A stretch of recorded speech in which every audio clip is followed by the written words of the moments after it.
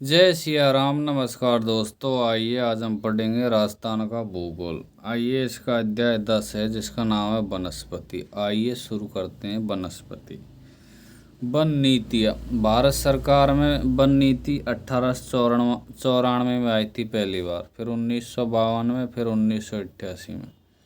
1988 की वन नीति का उद्देश्य था भौगोलिक क्षेत्र पर 33% वन, पर्वत पर 60%, मैदान पर 20% वन। जबकि राज्य सरकार द्वारा वन नीति लाई गई थी 18 फरवरी 2010 को। अब नई आई है 5 जून 2023 को, जिसके आधार पर भौगोलिक क्षेत्र पर वन होने चाहिए 20%। आइए शुरू करते हैं वन गणना। संस्थान वन सर्वेक्षण एवं अनुसंधान संस्थान देहरादून उत्तराखंड द्वारा प्रति 2 वर्ष में एक बार गणना की जाती है। प्रथम वन गणना 1987 में की गई थी। 2007 में वन गणना की जारी नहीं हुई। नवीनतम 2021 में 17वीं वन जनगणना हुई, जबकि 2023 में 18वीं वन जनगणना हुई है, जिसको अपने हिसाब से अपडेट करना है। 18वीं वन जनगणना। वनों का वर्गीकरण देखते हैं। कानूनी प्रशासनिक वर्गीकरण और भौगोलिक वर्गीकरण दो आधारों पर देखेंगे। पहला है कानूनी प्रशासनिक वर्गीकरण। राज्य वन अधिनियम 1953 के अनुसार इन वनों को 3 भागों में बांटा गया है: आरक्षित वन, रक्षित वन और अवर्गीकृत वन। आरक्षित वन, इसमें लकड़ी काटना, पशु चारण एवं शिकार पर पूर्णतः प्रतिबंध है। जबकि रक्षित वन, इसमें लकड़ी काटना, पशुचारण की सीमित छूट है। अवर्गीकृत वन या कोई प्रतिबंधित नहीं है। आरक्षित वन सर्वाधिक उदयपुर में है 37.05%, जबकि बारां में है 56.55%। रक्षित वन, जबकि अवर्गीकृत बीकानेर में है 6.40%। भौगोलिक वर्गीकरण। राजस्थान को भौगोलिक वनों का वर्गीकरण सामान्यतः 5 भागों में बांटा गया है। इस वर्गीकरण का मुख्य आधार है वर्षा, तापमान व उच्चावच। आइए देखते हैं। उपोष्ण सदाबहार वन, उष्ण सागवान वन, उष्ण शुष्क मानसूनी वन, उष्ण धौक वन, उष्ण मरुविद वन। उष्ण मरुविद वन 6% पर पाए जाते हैं। ये पश्चिमी राजस्थान में जैसलमेर में पाए जाते हैं। उष्ण धौक वन 58% पाए जाते हैं, जबकि शुष्क मानसूनी वन 28% पूर्वी राजस्थान, उत्तर पूर्वी राजस्थान में पाए जाते हैं। जबकि उष्ण सागवान 7% भाग पाए जाते हैं। उपोष्ण सदाबहार वन 1% पाए जाते हैं। मरुवध 6 पे, उष्ण धौक 58 पे, मानसूनी वन 28 पे, सागवान 7% और उपोष्ण सदाबहार 1%। पहला है उपोष्ण सदाबहार। इन वनों की वर्षा की आवश्यकता 150 सेंटीमीटर है। इन वनों का योगदान राजस्थान में कुल भौगोलिक क्षेत्र का 1% है। इसका विस्तार मुख्यतः माउंट आबू सिरोही में है। वृक्ष और घास, इसमें डिकिल, पटेरा, आबू, एनसीसी, अम्बूत्री, बांस, जामुन पाए जाते हैं। महत्व है जैव विविधता अधिक पाई जाती है उपोष्ण सदाबहारों में। दूसरा वन है उष्ण सागवान। इन वनों को वर्षा की आवश्यकता होती है 75 से 110 सेंटीमीटर वर्षा की आवश्यकता होती है। इस शुष्क सागवान का राजस्थान के भौगोल क्षेत्र पर 7% योगदान है। इनका विस्तार है वागड़ क्षेत्र, BDP यानी डूंगरपुर, बांसवाड़ा, प्रतापगढ़, वह हाड़ौती, कोटा, बारा, झालावाड़ में पाए जाते।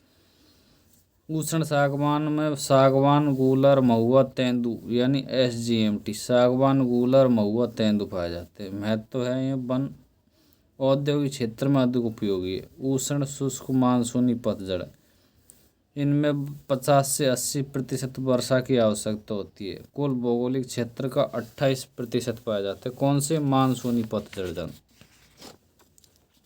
इनका विस्तार है मेवाड़ क्षेत्र, इसमें RBCU यानी राजसमंद, उदयपुर, चित्तौड़गढ़, भीलवाड़ा।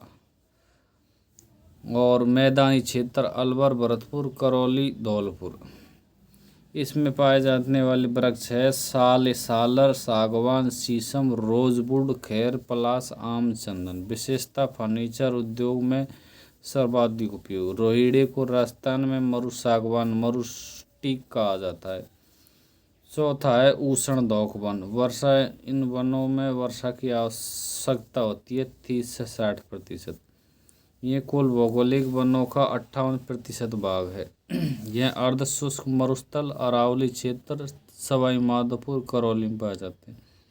उष्ण दोक वनों में वृक्ष आते हैं खेजड़ी, रोहिड़ा, बबूल, कैर, बेर, धौंक। महत्व यह वन ईंधन की लकड़ी के रूप में उपयोगी है। अगला है उष्ण कटिले वन, मरुविद वन और जीरोफाइट वन। इन वर्षों में 0 से 30 सेंटीमीटर वर्षा की आवश्यकता होती है। कुल भौगोलिक वनों का 6% है। इनका विस्तार है जैसलमेर, बीकानेर, बाड़मेर, जोधपुर में। JBBJ। इसमें कटीली झाड़ियाँ, कैक्टस, डंडाथोर पाए जाते हैं। मरुस्थलीकरण को रोकते हैं। प्रमुख वन संपदा एवं घास देखते हैं। खेजड़ी का वैज्ञानिक नाम है प्रोसोपिस सिनेरिया, सर्वाधिक पश्चिमी राजस्थान। अन्य नाम है राज्य वृक्ष 1983 में। राज्य का गौरव समी वृक्ष, राज्य का कलफ वृक्ष जाटी स्थानीय वासम। विजयदशमी दशहरा के अवसर पर खेजड़ी की पूजा की जाती है। दूसरा है रोहिड़ा। इसका नाम है वैज्ञानिक नाम है टिकामेला अंडुलेटा, टिकामेला अंडुलेटा। सर्वाधिक पश्चिमी राजस्थान में पाया जाता है, जोधपुर में। अन्य नाम है राज्य पुष्प 1983 में मरुस्थल का सागवान। अगला है महुआ। महुआ का वैज्ञानिक नाम है मधुका लॉन्गिफोलिया, मधुका लॉन्गिफोलिया। सर्वाधिक डूंगरपुर में पाए जाते हैं। आदिवासियों कल्प वृक्ष भी कहते हैं। महुआ के फूलों का उपयोग शराब बनाने में किया जाता है। अगला वृक्ष है पलाश, डांक या खाकरा। पलाश, डांक, खाकरा। ब्यूटोरिया मोनोस्पर्मा। सर्वाधिक राजसमंद में अलवर, अजमेर, अलवर में पाया जाता है। जंगल की ज्वाला कहते हैं। फूलों से प्राकृतिक रंग बनाया जाता है। अगला है डिकिलप्टेरा आबुएंसिस। डिकिलप्टेरा आबुएंसिस अम्बूत्री है औषधीय पादप है जो विश्व में केवल माउंट आबू में पाया जाता है। अगला है खैर। खैर सर्वाधिक उदयपुर, चित्तौड़गढ़ में पाया जाता है। खैर KUC खैर। कथौड़ी जनजाति इस वृक्ष की छाल से कत्था तैयार करती है। सैतूत सर्वाधिक उदयपुर में पाया जाता है। सैतूत सर्वाधिक उदयपुर में पाया जाता है। इस वृक्ष पर रेशम कीट से रेशम उत्पादित किया जाता है। रेशम कीट पालन को सेरीकल्चर कहते हैं। तेंदू सर्वाधिक प्रतापगढ़, चित्तौड़गढ़ एवं हाडोती में पाया जाता है। कहाँ पर? प्रतापगढ़, चित्तौड़गढ़ एवं हाडोती क्षेत्र में HPC। इसकी पत्तियों का उपयोग बीड़ी बनाने में किया जाता है। टिमरू तेंदू फल को टिमरू कहा जाता है। 1974 में तेंदू पेड़ का राष्ट्रीयकरण किया गया। जामुन सर्वाधिक माउंट आबू, सिरोही, अजमेर में पाई जाती है। जामुन का उपयोग मधुमेह के उपचार में किया जाता है। सागवान सर्वाधिक बांसवाड़ा में। इसकी लकड़ी का उपयोग मुख्यतः फर्नीचर बनाने में किया जाता है। अगला है साल या सालर। साल या सालर मुख्यतः अरावली क्षेत्र जिसमें अलवर, अजमेर, राजसमंद में, सिरोही में पाया जाता है। AARC अलवर, अजमेर, राजसमंद, सिरोही में। इन वनों का विस्तार 450 मीटर से अधिक ऊंचाई वाले क्षेत्रों में होता है। आइए देखते हैं प्रमुख घास। प्रमुख घास है बुर घास बीकानेर में, माचिया ताल छापर चूरू में, खस घास सवाई माधोपुर भरतपुर टोंक में, जैसलमेर में सेवण या लीलण, बांसवाड़ा में, करड़ या अंजन ये भी घास है। सेवण या लीलण घास के बारे में देखते हैं। वैज्ञानिक नाम है लेसियूरस सिंडिकस। सर्वाधिक जैसलमेर में। दूधारू पशुओं के चारे के रूप में उपयोगी। इसे गोडाउन की शरणस्थली कहते हैं। अगला है धामण। धामण का वैज्ञानिक नाम है सिंक्रस सेटिजेरस। सर्वाधिक जैसलमेर में पाया जाता है धामण। दूधारू पशुओं के चारे के रूप में उपयोग किया जाता है। अगला है बांस। बांस का वैज्ञानिक नाम है बम्बूसा बल्गरिस। सर्वाधिक बांस वर्णम 2017 में वृक्ष श्रेणी से बाहर कर दिया गया है, इसे घास माना जाता है। सर्वाधिक लंबी घास होती है जिसे आदिवासियों का हरा सोना या आदिवासियों की इमारती लकड़ी कहा जाता है। खस खस सवाई माधोपुर, भरतपुर, अजमेर, टोंक में यह सुगंधित घास है जो शरबत बनाने, इत्र बनाने उपयोगी है। बुर बीकानेर में पाई जाती है, सर्वाधिक सुगंधित घास है। माचिया घास सर्वाधिक चूरू, ताल, छापर अभ्यारण्य पाई जाती है। वृक्षारोपण कार्यक्रम देखते हैं, आइए देखते हैं। मरुस्थलीय वृक्षारोपण कार्यक्रम 1977-78 में 10 जिलों में किया गया था। वित्तीय भागीदारी केंद्र राज्य की 75-25 है, जबकि मरुस्थल विकास कार्यक्रम DDP ये इसकी शुरुआत 1977-78 में हुई। ये 16 जिलों में चलाया गया। इसका भी वित्तीय सहयोग 75-25 अनुपात में था। दूसरा ऑपरेशन खिचड़ी की शुरुआत 1991 में की गई। कब? 91 में। उसका उद्देश्य था मरुस्थलीकरण को रोकना। अरावली वृक्षारोपण योजना, ये अरावली वृक्षारोपण योजना ये जापान के सहयोग से लागू की गई। इसकी शुरुआत 1992 से 2000 तक की गई, जिसमें 10 जिले शामिल है।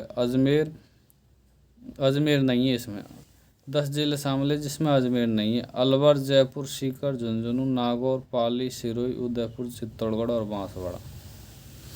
चौथी परियोजना राज्य वानिकी क्रियान्वयन योजना 1996 से 2016, 20 वर्षीय कार्यक्रम है। इसका उद्देश्य वनों एवं जैव विविधता को बढ़ाना है। मिट्टी एवं जल संरक्षण, गरीबी उन्मूलन, आजीविका कार्यक्रम चलाना है। राज्य वानिकी क्रियान्वयन कब चलाया गया? 1996 से 2016 तक, 20 वर्षीय कार्यक्रम था। ये जापान के सहयोग से चलाया गया। पहला फेज 2003 से 10 चलाया गया 18 जिलों में। फेज दूसरा 2011 से 22 तक चलाया गया, ये दोनों जापान के सहयोग से। जबकि फेज 3 है जो AFD के सहयोग से चलाया गया है, जिसमें 70% फ्रांस और 30% राज्य का योगदान है। यह 13 जिलों में चलाया जा रहा है। फेज सेकंड 5 जिलों में चलाया गया है, 10 मरुस्थलीय और 5 गैर मरुस्थलीय, 15 जिलों में। फेज सेकंड को गैर मरुस्थलीय जिलों में जयपुर, सिरोही, बांसवाड़ा, डूंगरपुर, भीलवाड़ा शामिल है। हरित राजस्थान कार्यक्रम 2009 से 2014 यह वृक्षारोपण का एक पंचवर्षीय योजना है। कौन सा हरित कार्यक्रम?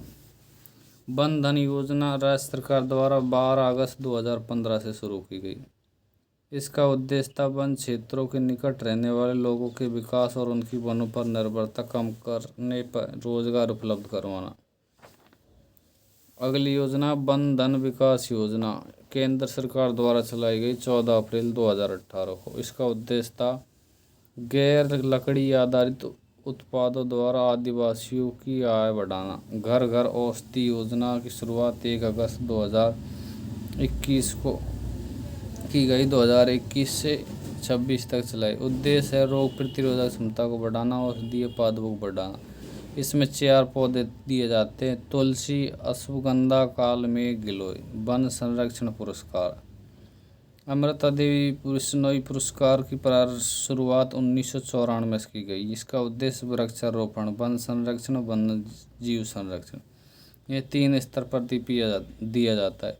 व्यक्तिगत वन संरक्षण में 50,000 की राशि दी जाती है।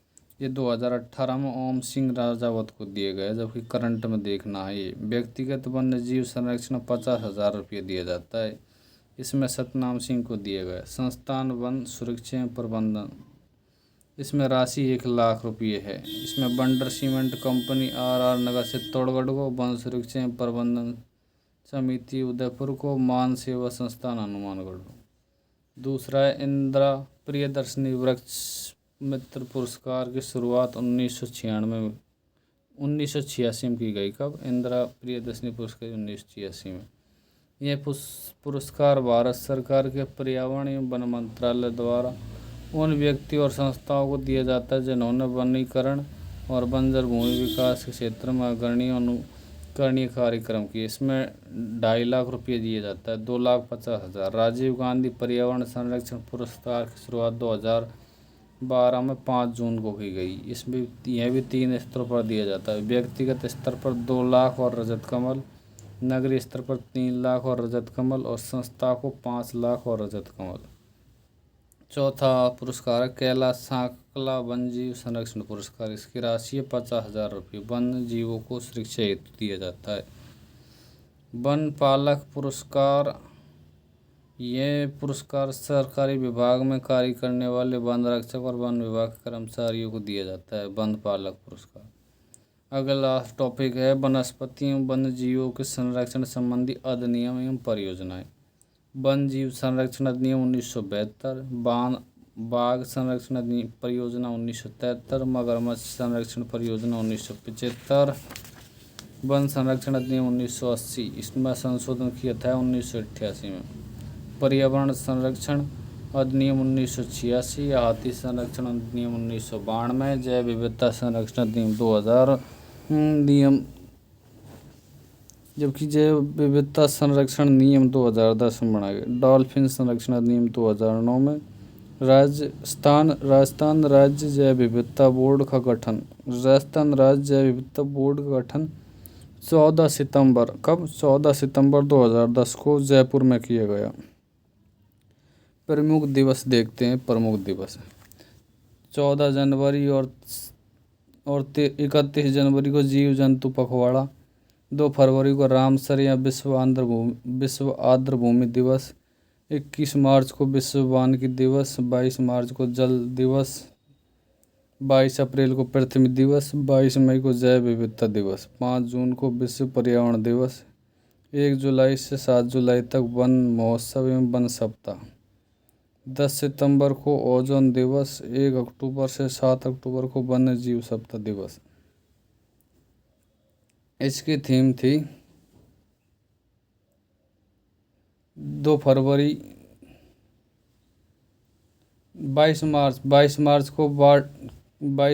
को थीम थी 22 मार्च को मनाया जाता है। जल दिवस की थीम है ग्लेशियर संरक्षण 2025 की थीम है। जबकि पृथ्वी दिवस की थीम है हमारी शक्ति हमारा ग्रह। और जैव विविधता की 2025 की थीम है प्रकृति के साथ सामंजस्य और सतत विकास।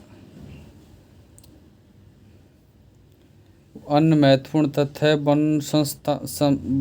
वनों संबंधित संस्थान। राजस्थान के प्रमुख बायोलॉजिकल पार्क और राजस्थान के थीम पार्क। आइए देखते हैं वनों के संबंधित संस्थान। काजरी central arid zone research institute 1952 में इसकी स्थापना हुई। 1959 में जोधपुर में स्थापना हुई। इसके 5 उपकेंद्र है बीकानेर, जैसलमेर, पाली, भुज कच्छ गुजरात, लेह लद्दाख। आफरी एरिड फॉरेस्ट रिसर्च इंस्टीट्यूट की स्थापना 1987 में जोधपुर में की गई। कब? जोधपुर में 87 में। अगला है राजस्थान के प्रमुख बायोलॉजिकल पार्क जैविक उद्यान। सज्जनगढ़ उदयपुर, माछी सफारी जोधपुर, नाहरगढ़ जयपुर, अबेड़ा कोटा नाता कोटा में मरुभरा, बीकानेर बीछावल में दोनों निर्माणाधीन है, अबेड़ा और मरुभरा। राजस्थान के थीम पार्क है प्रकृति पार्क सूरू लक्ष्मणगढ़ सीकर में, कैक्टस पार्क कुलधारा जैसलमेर में, बटरफ्लाई पार्क जयपुर में, बोगनवेलिया थीम उदयपुर एवं जयपुर में, जैव विविधता पार्क गमधर उदयपुर में, किशनबाग जयपुर के दौरे जयपुर में, सिटी पार्क जयपुर में, monkey valley of Rajasthan Galtaji Jaipur में है, बटरफ्लाई वैली पुलिस स्मृति वन जयपुर में है। जय हिंद जय भारत।